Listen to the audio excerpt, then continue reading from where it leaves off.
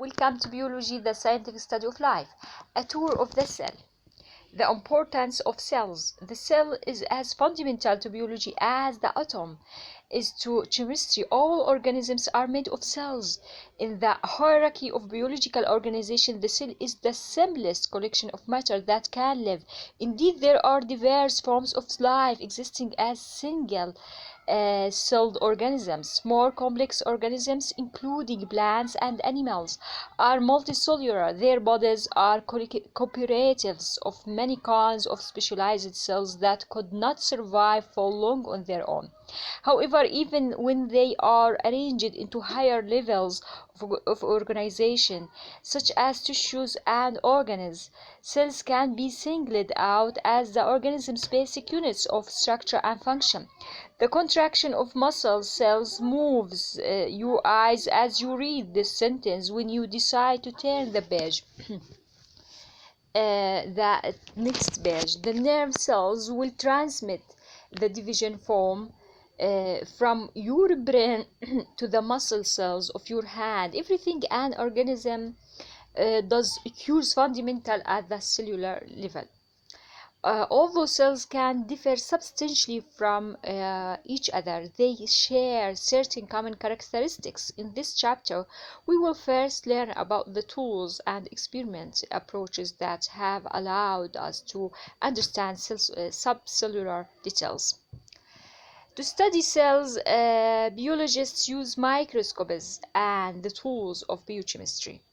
It can be difficult to understand how a cell, usually too small to be seen by the unaided eye, can be so complex. How can cell biologists possibly investigate the inner workings of such tiny entities?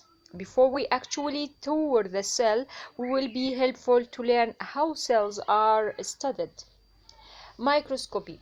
The advance of a scientific field often parallels in the invention of instruments that extend human senses to new limits. The discovery and early study of cells progressed with the invention of microscopy in 1590 and their improvement in the 7th century. Microscopes of various types are still indispensable tools for the study of cells.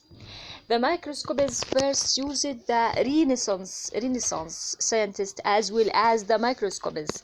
We are likely to use in the lab. The microscope, high microscopes LM, visible light is passed through the specimen and then through glass lenses. The lenses refract or bend the light in such a way that the image of the specimen is magnified as it is projected into the eye, into photographic film or a digital sensor, or into a video screen. Two important parameters in microscopy are magnification and resolving power. Resolution magnification is in microscopy is the ratio of an object's image size to its real size. Resolution is a measure of a clarity of the image. It is the minimum distance. 2 points can be separated and still be distinguished as 2 points. For example, what appears to the ended eye as one star in the sky may be resolved as 20 stars with a telescope. Just as the resolving power of the human eye is limited, the resolution of telescopes and microscopes is limited. Microscopes can be designed to magnify objects as much as desired, but the light microscope cannot resolve detail finer than about 0.2 micrometer or 2000 nanometer. The size of a small bacterium. This resolution is limited by the shortest wavelength of light used to illuminate the specimen. Light microscopes can magnify effectively to about 1,000 times the size of the actual specimen. A greater magnification the image becomes increasingly blurry.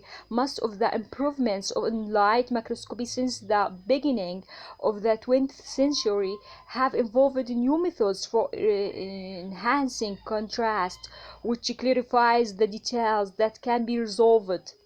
In addition, scientists have developed methods for staining or labeling particular cell components so that they stand out visually. Although cells were discovered by Robert Hooke in 1665, the geography of the cell was largely uncharted until 1950. Most sub, bon, uh, Most subcellular structure or organelles are too small to be resolved by the light microscope. Cell biology advanced rapidly in the 1950 with the introduction of the electron microscopy. Instead of using light, the electron microscopy (EM) focuses in a beam of electrons through the specimen or into its surface. Resolution is inversely related to the wavelength of the radiation a microscope uses for imaging, and electron beams have wavelengths much shorter than the wavelength of visible light. Modern electron microscopes can theoretically achieve a resolution of about 0.2 thousand a part of thousand nanometer, but the practical limit for biological structure is generally only about 2 nanometers, still 100-fold improvement over the light microscope.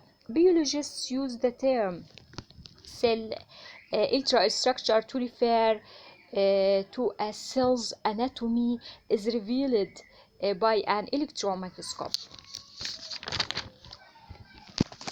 Notice that light microscope here, and notice also the specimen differs color. Also, each color has a scientific name. Notice the details also clearer and bon. This is a light microscopy. There are two basic types of electron microscopes: the scanning electron microscope (SEM) and the transmission electron microscope (TEM). The SEM is especially useful for detailed study of the surface of the specimen. The electron beam scans or the surface of the sample, which is usually coated with a thin film of gold. The beam exists electrons on the SAM's surface, and these secondary electrons are detected by a device that translates the pattern of electrons into an electric signal to a video screen. The result is an image of the topography of the specimen. The SEM has a great depth of a field, which results in an image that appears three-dimensional. Cell biologists use the TEM mainly to study the internal ultrastructure of cells. The TEM aims an electron beam through a very thin section of the specimen, similar to the way a light microscope transmits light through a slide. The specimen has been stained with atoms of heavy metals which attach to certain cellular structures, thus enhancing the electron density of some parts of the cell more than others. The electrons passing through the specimen and escorted more in the denser regions. So where electrons are transmitted, the image is created by the pattern of transmitted electrons. Instead of using glass lenses, the team uses magnets as lenses to bend the paths of the electrons, ultimately focusing the image into a screen for viewing or into photographic film. Some microscopists are equipped with a digital camera to photograph the image on the screen. Others are equipped with a digital detector in place of both screen and camera. Electron microscopes reveal many organelles that are impossible to resolve with the light microscope, but the light microscope offers the advantages, especially for the study of living cells. A disadvantage of electron microscopy is that the methods used to prepare the specimen kill the cells. Also, specimen preparation can introduce artifacts structural features seen in microscopes or micrographs that do not exist in the living cell, as is true for all microscopy techniques. From this point in the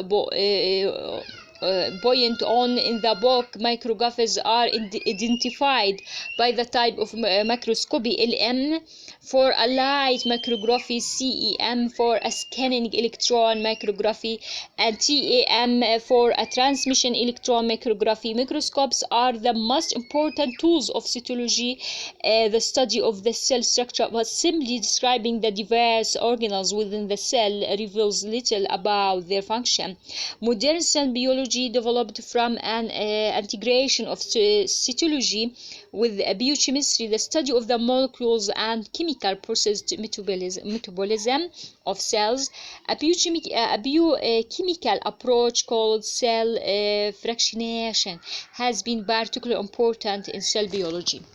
Isolating organelles by cell fractionation. Notice that cell fractionation using the tool is ultra centrifuges. This is the tool to separate or fractionate the cells. Isolating organs by cell fractionation. The goal of cell fractionation is to take cells apart and separate the major organs from one another.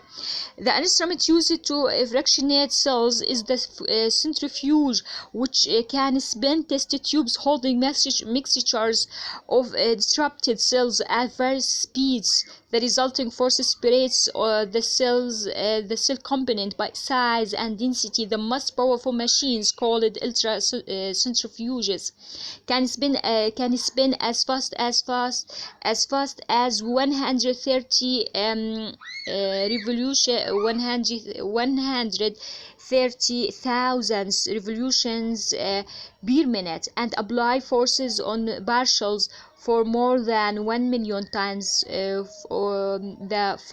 force of gravity. Notice this picture. Also, cell fractionation enables the researchers to prepare specific components of cells in bulk quantity to study their composition and functions. By following this approach, biologists have been able to assign various functions of the cell to the different organelles, a task that would be far more difficult with intact cells. For example, one cellular fraction collected by centrifuges has enzymes that function in the metabolic process known as cellular respiration. The electron microscope reveals this function to be very rich in the organelles called mitochondria. This evidence helped cell biologists determine that mitochondria are the sites of cellular respiration. Cytology and biochemistry complement each other in correlating cellular structure and function. Notice this research method: cell fractionation, application, technique, and results. Notice here the tools: homogenization, different also speed. Notice that different speed it depends also of acceleration, as more speed, more separation or fractionation, as we see here in the research technique. Thanks for listening.